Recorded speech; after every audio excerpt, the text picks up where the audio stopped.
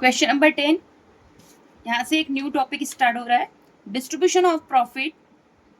आपको यहाँ पर प्रॉफिट का डिस्ट्रीब्यूशन करना है और P&L एप्रोप्रिएशन अकाउंट बनाना है। X Y Z are partner in a firm without respective capital 50,000, 30,000 and 20,000। तीन पार्टनर आपको यहाँ पर शो हो रहे, एक्स वाई जेड जिसने फर्म में कैपिटल इन्वेस्ट की है 50,000 X, 30,000 Y and 20,000 Z. According to partnership deed, each partner is entitled to interest on capital at the rate of 5% per annum.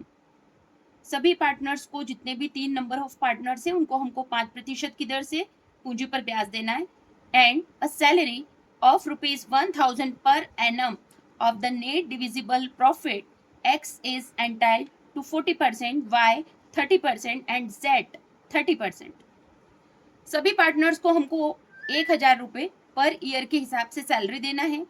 अब जो प्रॉफिट का डिस्ट्रीब्यूशन है, जो आपका प्रॉफिट निकलेगा, उसमें एक्स का पार्ट रहेगा 40%, वाई 30% और जेड 30% ऑफ फर्स्ट 5,000। मतलब जितना भी प्रॉफिट होगा उसका फर्स्ट 5,000 का अमाउंट जो रहेगा पार्टनर्स में 40, 30, 30% के हिसाब से बटेगा। It means 4:3:3 ratio. Over this amount, इस 5,000 रुपये से जितना अमाउंट ज्यादा होगा, over this amount the profit is to be shared equally. जितना 5,000 से अमाउंट ज्यादा होगा वो अमाउंट इक्वली बटेगा पार्टनर्स में। The profit and loss account for the year ended 2024 disclose a net profit 25,000। यहाँ हमको नेट प्रॉफिट दे रखा है 25,000 का। अब इस अकाउंट को हमको प्रिपेयर करने के लिए P&L एप्रोप्रिएशन अकाउंट जैसे हम बनाते हैं वैसे ही बनाएंगे, और इसके साथ में जब जो प्रॉफिट निकलेगा वो प्रॉफिट के लिए एक स्टेटमेंट अलग से शो करेंगे। क्वेश्चन नंबर 10 का P&L appropriation account, by balance BD, credit side 25,000। सभी पार्टनर्स को हमको इंटरेस्ट ऑन कैपिटल देना है, पूंजी पर ब्याज देना है। पार्टनर्स की कैपिटल एक्स की थी 50,000 का 5% 2,500, वाई 30,000 का 5% 1,500 और जेड 20,000 का 5% 1,000। तीनों को आपने टोटल किया और बाहर अमाउंट लिखा 5,000। सभी पार्टनर्स को हमको सैलरी पे करनी है, एक्स 1,000, वाई 1,000, जेड 1,000, टोटल 3,000। अब यहाँ पर क्रेडिट साइड की जो आपकी टोटल थी वो थी 25,000, जिसमें से आपने डेबिट का 5,000 और 3,000 मतलब 8,000 माइनस किया, तो आपका जो प्रॉफिट निकला है वो निकला है 17,000। अब इस 17,000 के प्रॉफिट को हमको डिस्ट्रीब्यूट करना है। यहाँ मैंने एक अगला कॉलम बनाया है स्टेटमेंट का, statement of distribution of profit.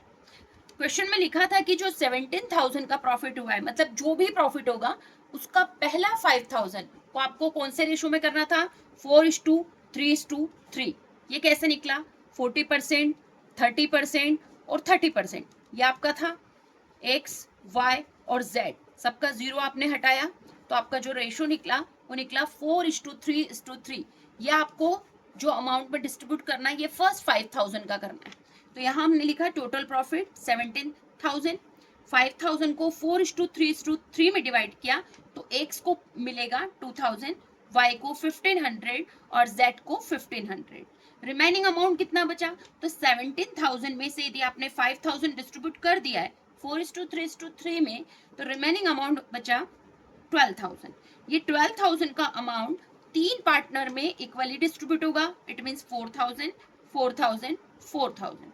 अब हम इनकी टोटल कर रहे हैं, एक्स को कितना मिल रहा है 2,000 प्लस 4,000 इक्वल टू 6,000, वाई को 1,500 प्लस 4,000 इक्वल टू 5,500, जेड को 1,500 प्लस 4,000 इक्वल टू 5,500। इस क्वेश्चन का next account partners capital account. Ledger के कॉलम आप सभी को पता है, 11th क्लास में आप पढ़ चुके हैं।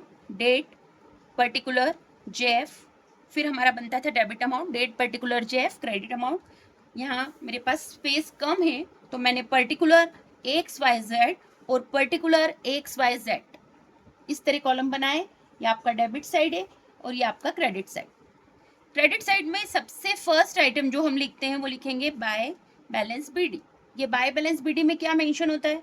कैपिटल एक्स की 50,000, वाई 30,000 और जेड 20,000। पार्टनर्स कैपिटल अकाउंट के अंदर हम पार्टनर्स को जो भी रिम्यूनरेशन के रूप में देते हैं जो उसके अकाउंट में क्रेडिट होता है, तो अभी हमने पार्टनर्स को क्या क्या दिया? हमने दिया पार्टनर्स को इंटरेस्ट ऑन कैपिटल, पूंजी पर ब्याज।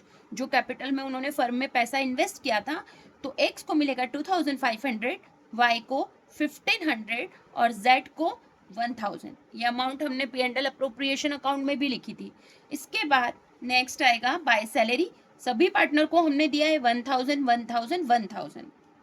फिर लिखा है बाय P&L अप्रोप्रिएशन अकाउंट, ये आपका नेट प्रॉफिट है।